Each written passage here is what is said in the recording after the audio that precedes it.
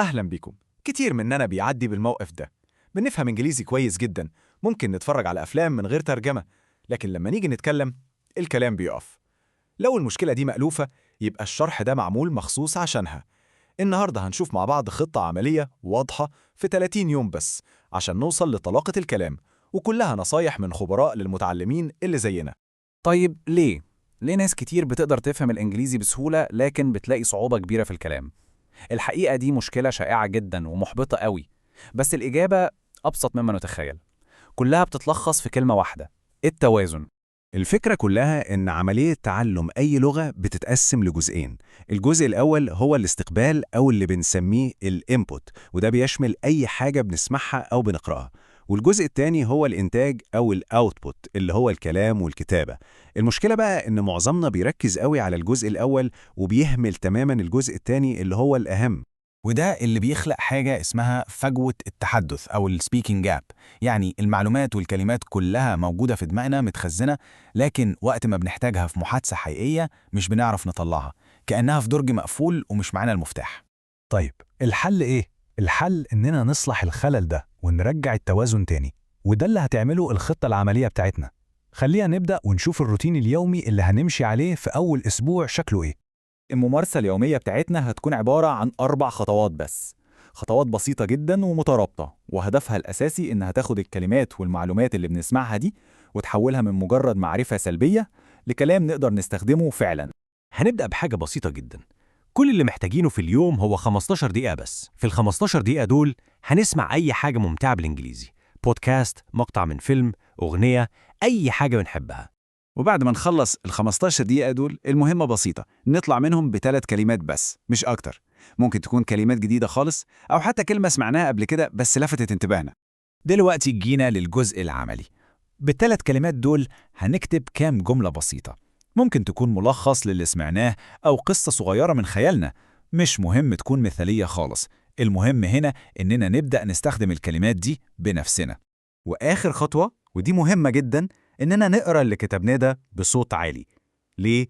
لأن الكلام مش بس عملية عقلية، ده كمان عملية جسدية.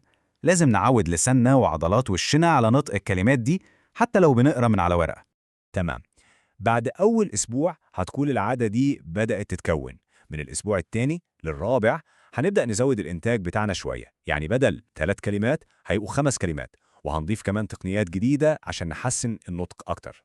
بس الخطة لوحدها مش كفاية. في عقبة أكبر بكتير من أي نقص في المعلومات أو الكلمات، وهي حاجز الخوف. وهنا في نقطة جوهرية ممكن تغير طريقة التفكير في الموضوع ده تماماً.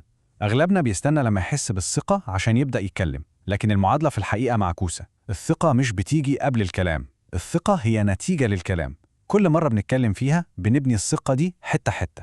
طيب إزاي نتغلب على القلق ده ونكسر الحاجز؟ الحل في خطوات عملية وصغيرة، زي إن الواحد يتكلم مع نفسه بصوت عالي لمدة 5 دقايق كل يوم، يوصف اليوم كان عامل إزاي، أو يتكلم عن أي أفكار بسيطة. المهم هنا هو تقبل فكرة إن الأخطاء دي جزء طبيعي من التقدم، وإن الاستمرارية أهم بكتير من المثالية.